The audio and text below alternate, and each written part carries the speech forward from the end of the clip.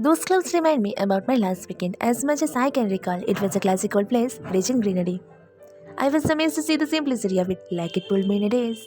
There were hanging hurricanes, not to get lost or to be found.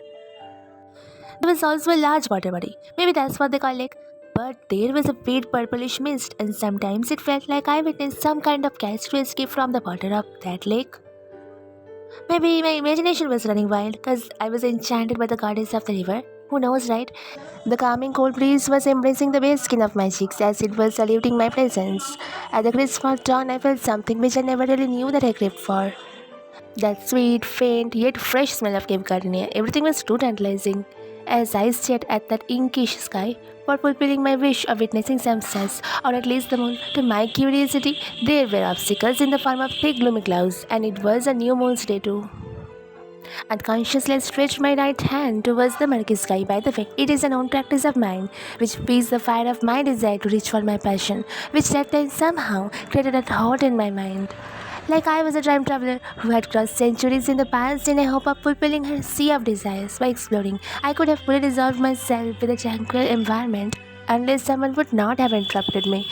Welcome, welcome. The voice echoed like I am at a cliff of a hill. After getting my senses back, I turned myself by the direction where I felt the voice came. It was a person in black shawl. While rushing in my direction, he quizzed from approximately 8 feet. Have you eaten today? We have pure vegan style. Taste it once and you will recall your home. When he was only 2 feet away, he switched his expression from a professional warm employee to a surprised yet pleased fellow. From that half run, he was breathing somewhat. While catching his breath, he added, "Oh, it's you. Are you gonna stay this time?" I noticed he had a beard from his lower cheeks to chin, a fashion which can be seen mostly in Muslims. His face lingered in darkness as well as the light, like he was some kind of being who is aware of the art of darkness as much as the art of illumination. This guy was approximately 16 inches taller than me. You may think those words sound like a professional person's, was aiming to say something to make a living. Genuinely speaking, it also came across my mind for some milliseconds. Then my thoughts changed, not only for those words. I still wondered, then why? Was it because of deja vu? It felt like that voice was not someone's who I didn't know. That whole scene felt too genuine. Those eyes were not lying. That stuff cannot be faked. Half in anticipation, half in suspicion, I politely declined by saying I have some business to do, like the last time. When I realized what I have said, it startled me. Those words slipped from my tongue somehow. I'm unaware why.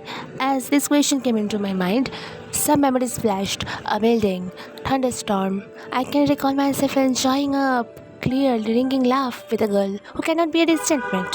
While trying to ignore those flashes, I picked my gaze from where they were. In the whole conversation, from the black shawl person's lips to eyes. It's just my habit to clarify data from the open speech when I'm unable to hear much. I can recall, I didn't have any trouble seeing through the darkness. I guess my eyes got adjusted with the night, but many kinds of stuff were going on my mind. It was becoming rather difficult to focus on his words.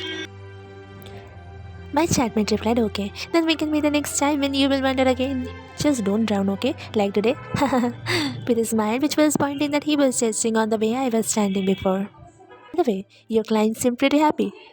When the last time I met her, she told me to send you her heartiest greetings even. I quizzed together image data to satisfy my curiosity, but exactly not to observe what my mate may hope. Ah, Luca, you mean? Nah, I was referring to Rohi. Oh, I see. The information I had was sketchy, so I tried to add, "She told you anything else?" At that time, a voice shouted, "Ganesh, where are you? Ganesh, where are you?" Like an arrow pierced into my eardrums from the south. It was also pierced in the lonely but exotic atmosphere. It didn't quite, unless it got a reply. "Coming. Talk to you later, okay?" By holding his breath, the person rushed towards the voice. I didn't want to make our interaction awkward, so I swallowed the questions I wanted to ask and bid him goodbye. No sooner he vanished into the woods. After meeting him, I even have more questions than I ever had. I knew I had two choices. One, I can just follow him, or two, just sit around the lake. I wanted to choose the second choice. I did not want to leave the environment, but somehow I convinced myself that I have limited time in my pocket. So I pushed myself to walk towards the only person I know. When I was almost at the door of that restaurant, a familiar face caught my attention. To my surprise, it was someone with a distorted face. By distorted, I mean her or his face was blurry because she had pixels on her face, which made it impossible to see through. I don't know what is order that she's familiar to me or that she looks just like a program that came out of a computer but going through some glitches for some technical errors. But it's also bizarre that the girl next to her is acting like nothing is wrong. After examining her for a couple of seconds, I come to a conclusion according to her voice she's a female, then I should refer her as one. Then I thought, does not that girl have a distorted face and her young chatmate is ignoring the fact that her face is covered with a thing which exists only on a computer? Was she blind? Or she was unable to see that pixel pattern on her mate's face? I was stunned, but I was unable to accept that my situation was just like a protagonist of one of my favorite stories, who now gonna create a ridiculous reaction that may lead her or him towards awkwardness or unnecessary hardship. So I switched on my bold side and approached the distorted faced friend with an elegant yet friendly gesture.